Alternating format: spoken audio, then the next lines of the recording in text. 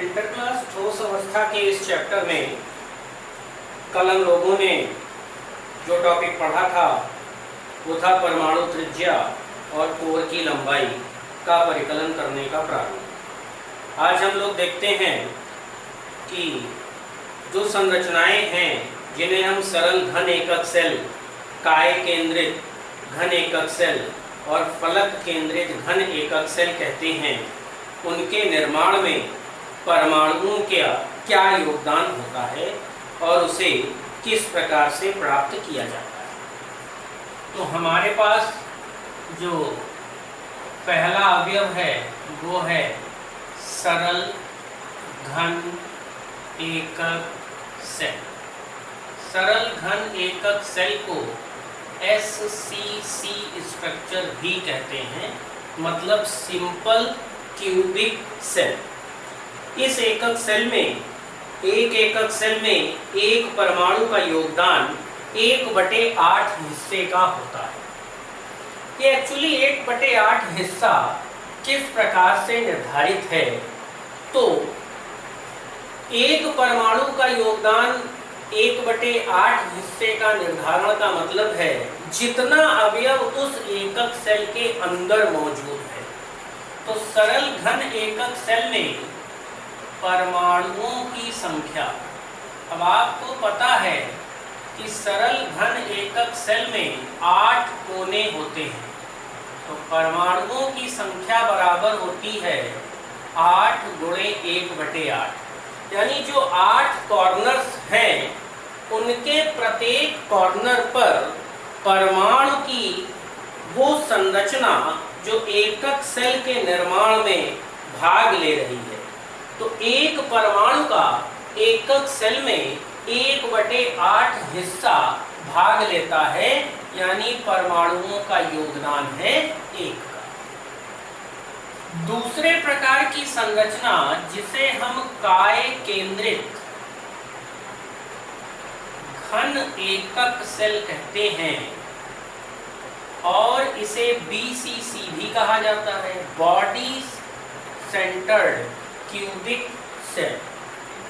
तो body centred cubic cell यानी कि BCC स्ट्रक्चर में 8 कोनों पर 8 परमाणु तो होते हैं, लेकिन उसके केंद्र में भी एक परमाणु स्थित होता है।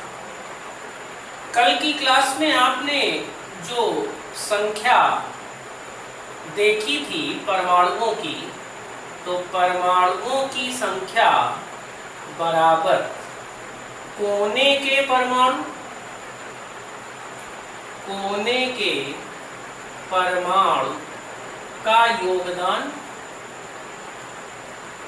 और प्लस केंद्र के परमाणु का योगदान।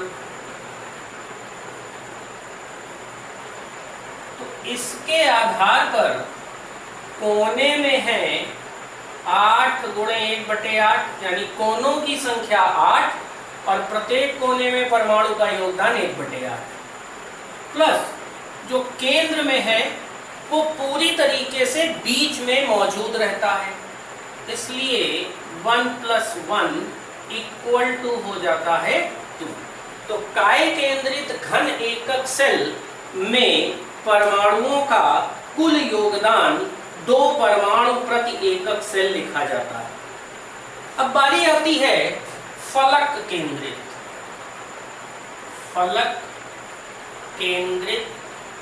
घन एकक सेल। इस प्रकार के सेल को FCC कहते हैं। FCC से तात्पर्य ये है फेस सेंटर्ड क्यूबिक सेल।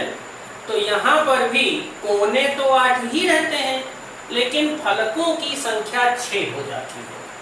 तो यहाँ परमाणुओं का योगदान यानी कोने के परमाणु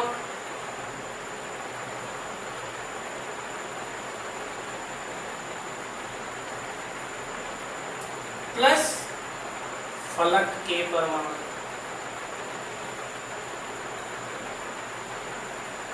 तो कोने हो गए 8, योगदान 1/8 का, फलक हो गए 6, योगदान 1/2 का। अब मैं इस चीज को आपको एक चित्र के माध्यम से बता देता हूं कि ऐसा क्यों होता है। अगर आप एक संरचना जो कि घन एकक सेल के प्रारूप में है, उसे आप देखिए ऐसे। अब यदि इस स्थान पर कॉर्नर पर एक है, इस कॉर्नर पर भी एक है और बीच में भी एक है, तो ये जो बीच वाला भाग है ये ऐसा दिखता है। यानी अगर हम इसको ऐसे साइड करके देखें, थोड़ी देर के लिए एक एग्जाम्पल ले लें हम किसी चीज का, यानी आप एक गोल फल लें कोई भी, और इसको चाकू इसके बीच में ऐसे लगा दें, तो आपको आधा फल इधर दिखता है और आधा इधर दिखता है। अब यदि इस चाकू के बजाय ये एक ऐसा चौकोर भाग हो जिससे इस फल को दबाया गया हो, तो बाहर वाला हिस्सा तो अलग हो गया, अंदर का योगदान क्या है? आधा। तो ऐसे 6 फलक हैं और प्रत्येक फलक का योगदान आधा है। मतलब इस फलक का आधा, इस फलक का आधा 1 हो गया, पीछे का आधा, साइड का आधा 2 हो गए, ऊपर का आधा भाग और नीचे का आधा भाग 1, यानी कुल मिलाकर 3। तो 2 3 6, 8 1 8, यानी 1 + 3 = 4। अब इस संरचना से आपको यह तो पता चल गया होगा कि जो कुछ भी परमाणुओं का इन एकक सेल के निर्माण में योगदान है, वो इस बात पर निर्भर करता है कि जितना परमाणु का हिस्सा उस क्यूबिक सेल के अंदर मौजूद है, केवल वह। जैसे कि एक कॉर्नर लिया गया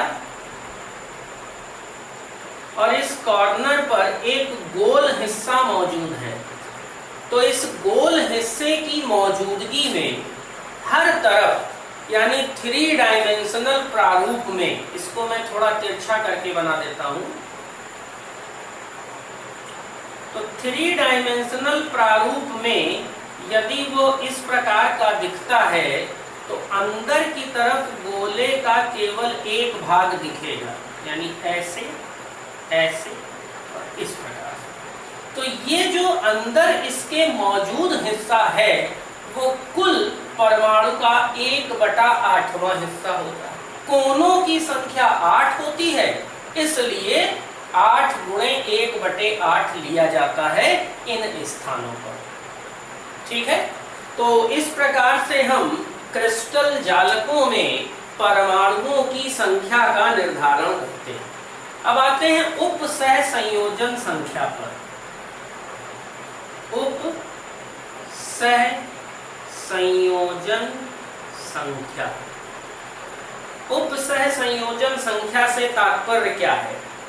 एक जालक में एक परमाणु के चारों ओर उपस्थित निकटवर्ती परमाणुओं की संख्या उपसह संयोजन संख्या कहलाती है। एक क्रिस्टल जालक की प्रकृति पर निर्भर करती है कि ठोस में यह किसी आयन के चारों ओर उपस्थित विपरीत आवेशित आयनों की संख्या को प्रदर्शित करे। सरल घन एकक सेल के लिए उपसह संयोजन संख्या 6 है। काय केंद्रित के लिए यानी BCC के लिए 8 और FCC के लिए 12। उपसह संयोजन संख्या विपरीत आवेशित आयनों की संख्या को प्रदर्शित करती है जो क्रिस्टल जालक के आसपास स्थित होते हैं। जैसा कि अभी आपने परमाणुओं की संख्या के आधार पर यह देखा कि परमाणुओं का योगदान कितना है, तो इसके आधार पर हम यह जरूर पता लगा सकते हैं कि किसी क्रिस्टल जालक की संरचना का सूत्र क्या होगा। एग्जाम्पल के तौर पर मैं आपसे कहता हूं कि एक यौगिक जिसका सूत्र AB है में दो प्रकार के परमाणु A और B हैं। A कोनों पर स्थित है और B काय केंद्रित अवस्था में है तो बीच में स्थित है। यानी A के लिए 8 गुणे 1/8 बराबर 1 और B के लिए चूंकि वो बीच में स्थित है इसलिए उसके लिए भी 1। अब यदि B बीच में स्थित है, काय केंद्रित प्रकार की संरचना है, ठीक है, तो जो स्ट्रक्चर बनकर आएगा वो AB प्रारूप का होगा। यदि मैं कहूं कि AB की संरचना FCC प्रकार की है तो A के लिए 8 गुणे 1/8 बराबर 1 और B के लिए 6 गुणे 1/2 बराबर 3। मतलब A कोनों पर स्थित है और B फलक पर स्थित है तो A1 B3 यानी तब सूत्र बनता है AB3। यानी जो यौगिक हमें दिया गया है उसकी रासायनिक संरचना AB3 प्रकार की होती है। क्लियर हो गया? घनीय क्रिस्टल सेल का घनत्व। अब एक्स किरण के अध्ययन के द्वारा किसी घनीय क्रिस्टल के कोर की लंबाई और क्रिस्टल की संरचना को ज्ञात किया जाता है। प्रति इकाई सेल घटक कणों की संख्या का तात्पर्य क्रिस्टल के घनत्व से है। घनत्व द्रव्यमान बटे आयतन है और इकाई सेल का द्रव्यमान परमाणुओं की संख्या गुणे परमाणु का द्रव्यमान है। साथ ही लंबाई, चौड़ाई और ऊंचाई से आयतन प्राप्त होगा। तो ध्यान दीजिए, घनीय एकक सेल का घनत्व रो इक्वल टू द्रव्यमान बटे आयतन। लेकिन बात जब घनीय एकक सेल की हो तो एकक सेल का द्रव्यमान बटे एकक सेल का आयतन।